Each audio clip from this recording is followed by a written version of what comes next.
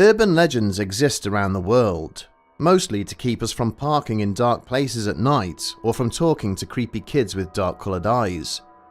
But what happens when an urban legend goes viral, causing so much panic that people begin to die because of it? That's precisely what happened in India in 2001, when residents reported some 350 terrifying encounters with what would eventually become known as the Monkey Man of Delhi.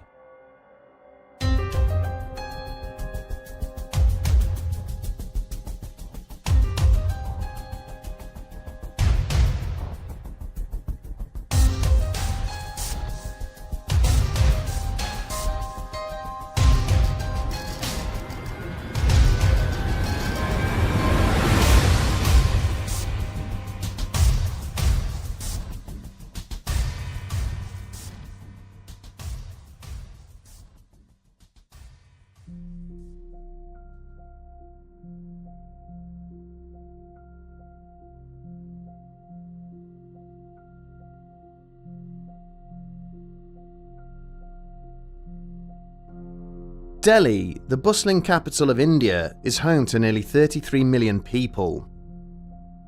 Not only is it vast, it is also one of the most densely populated cities on Earth, with an astounding 29,000 people per square mile. From towering high-rises to sprawling slums, this bustling metropolis positively teems with life. Despite its status as a major economic hub, however, the city's inhabitants faced significant challenges in the early 2000s. Unemployment and underemployment were widespread amidst the then population of 14 million, and the city's strained infrastructure struggled to keep up. Slums expanded rapidly, with many residents lacking access to clean water, sanitation, or education. These dire conditions were worsened by terrible air quality, with parts of the city perpetually shrouded in a toxic fog from burning refuse, vehicle emissions, and industrial pollution. To add to the misery, power companies implemented rolling blackouts, plunging poorer neighbourhoods into darkness for hours at a time. It was into this chaotic environment that one of the most bizarre cryptids on record first appeared. Said to be anywhere from 4 to 8 feet tall, it had the face of an ape and was covered in thick black or brown fur. He also had glowing red eyes that pierced through the darkness. Those unlucky enough to encounter it say that it preferred to attack at night, leaping at people and either bludgeoning them with weapons or slashing at them with sharp teeth and claws. A few were claimed to have died from direct injuries, but most were reportedly so terrified by the creature that they leapt off roofs and terraces just to escape it. It didn't take long before everyone in the city came to fear the Monkey Man of Delhi. Immediately, people began raising questions as to what the creature might be.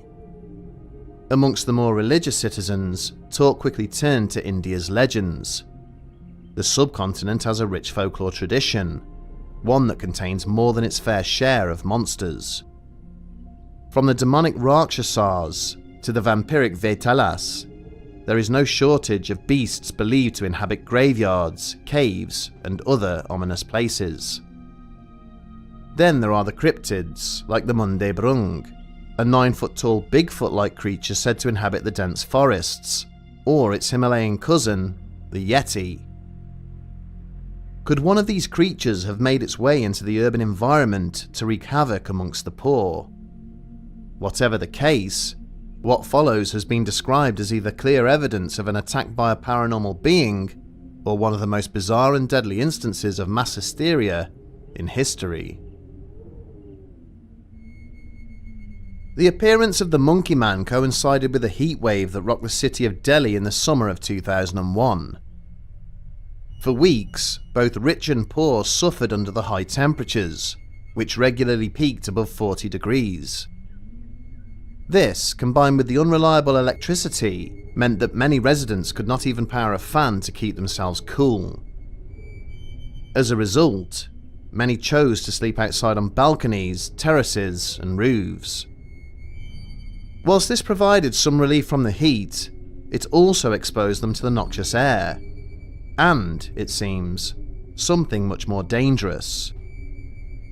One particularly hot night, 37-year-old Prakash Chand, a factory worker, decided to sleep out on his terrace whilst his family stayed inside their apartment.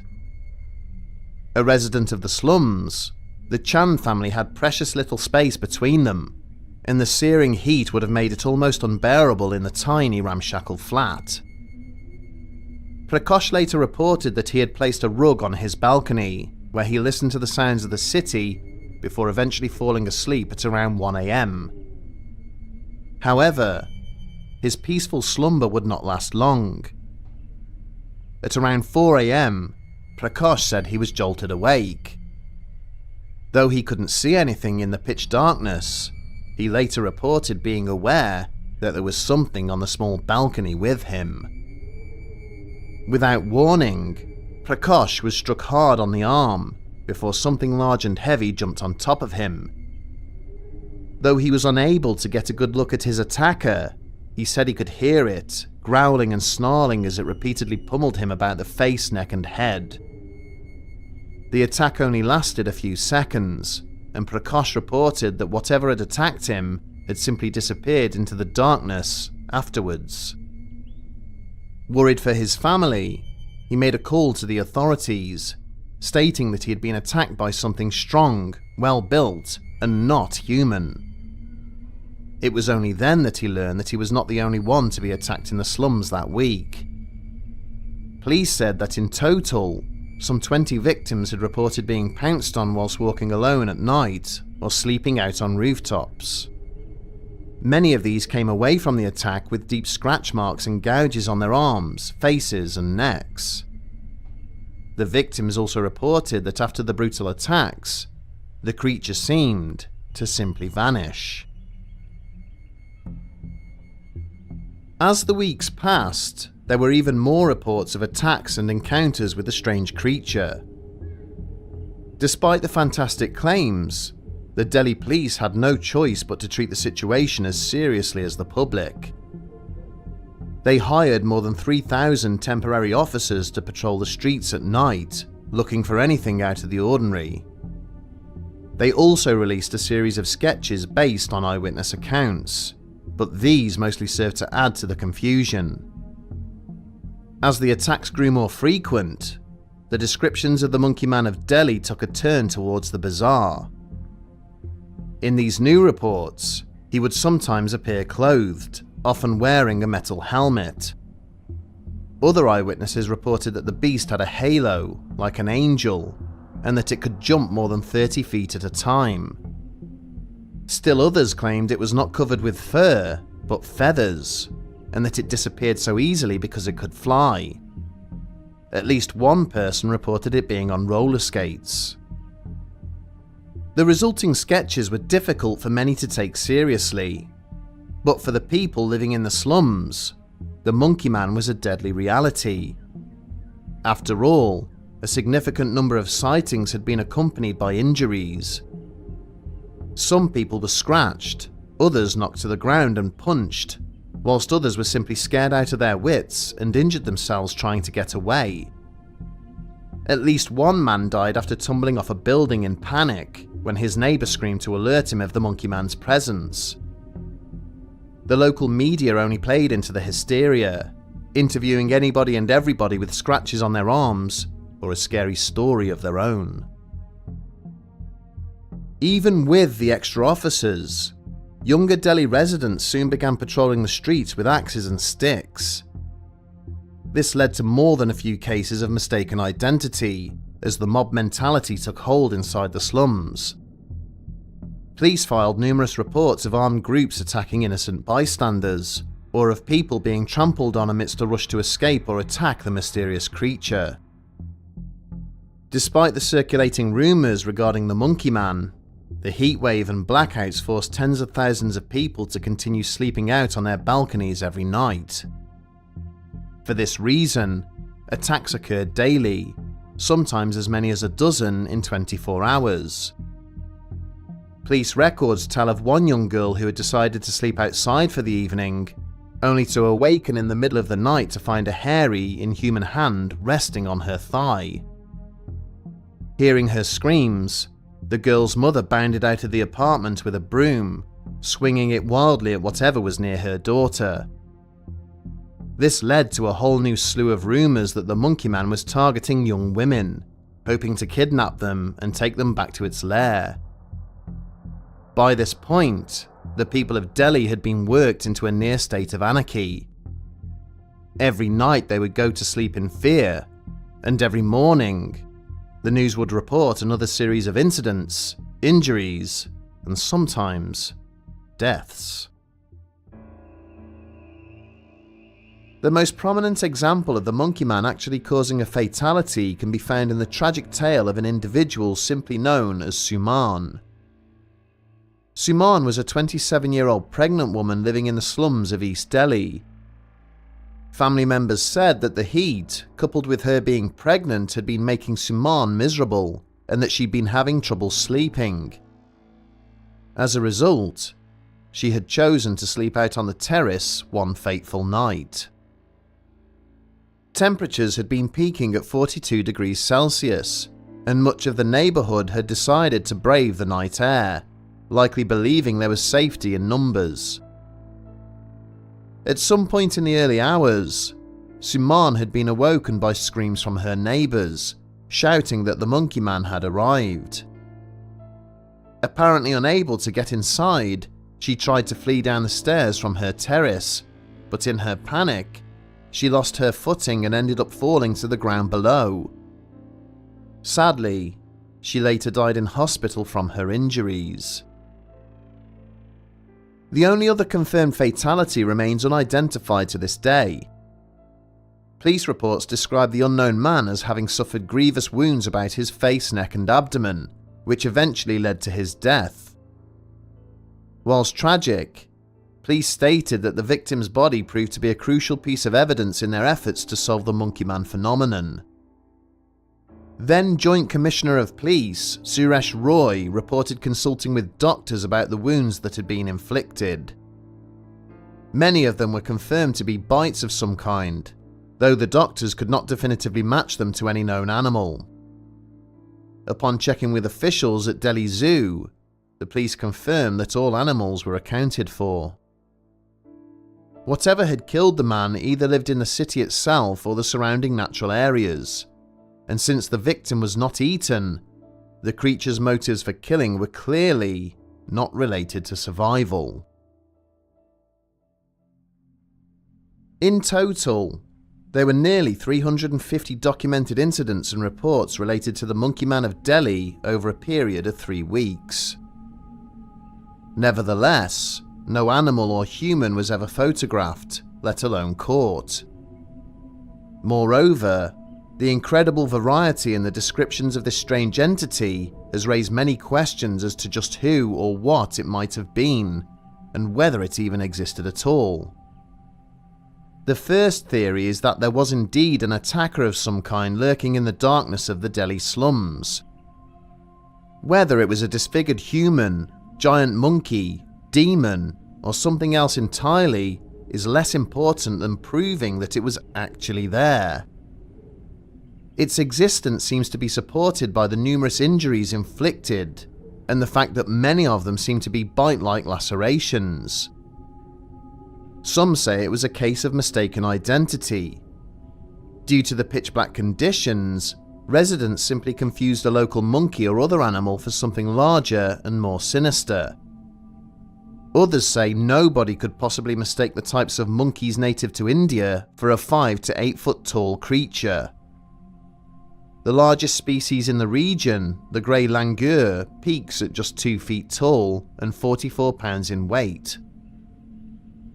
For the majority of Delhi residents, however, the Monkey Man was nothing short of being supernatural in origin. This would explain why it was able to attack so swiftly and then completely disappear. Some have even theorized that it may indeed have been a demon or mystical being with the ability to shapeshift, much like the Skinwalker of North America, or phase between dimensions. Finally, There are those who believe the Monkey Man was entirely human, or a group of several humans, possibly in disguise. Whether they were pranksters or had criminal intent is still up for debate, but proponents of this theory say this is the only way to explain the size of the animal and the fact that it was often witnessed wearing clothes.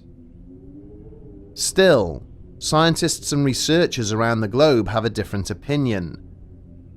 To them, the Monkey Man was a perfect example of mass hysteria, one exacerbated by higher than average heat, blackouts, and media sensationalism. It's true that as the initial reports of the Monkey Man attack spread, fear and anxiety grew amongst the city's poorest residents. This collective apprehension may have caused people to misinterpret sounds, shadows, or even common animals as being the Monkey Man. When we look into the reports, many of the worst injuries seem to involve people running from things they didn't actually see and harming themselves in the process. Suman, the pregnant woman, only ever heard her neighbour's screams and fell to her death in an effort to escape. Prakash Chand, the man sleeping on the balcony, didn't get a good look at his attacker either. Only the unnamed man who died of his wounds provides any physical evidence, yet he was sadly never able to describe to anyone what had assailed him. It's worth noting that animal attacks are relatively common in India, with bears, leopards and tigers accounting for dozens of deaths each year. Could he have been the victim of an unrelated animal attack that simply got lumped in with the growing hysteria? Finally, there's the matter of the reward. Shortly after the stories began circulating, Delhi police announced a 50,000 rupee reward for information leading to the capture of the Monkey Man. As anticipated, this led to a flood of new calls and reports. However, many of these turned out to be hoaxes or lies trumped up in an effort to claim the money. It's impossible to ignore that the vast majority of the victims, around 94%, were from the poorest areas of the city, while some 89% of these were of low socio-economic status.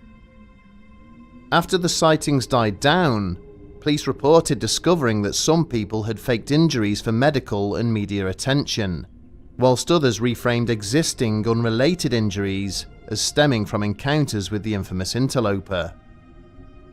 Of course, none of these revelations ever received anywhere near the amount of attention as the Monkey Man sightings themselves, leaving many residents convinced that all of the encounters had been equally legitimate.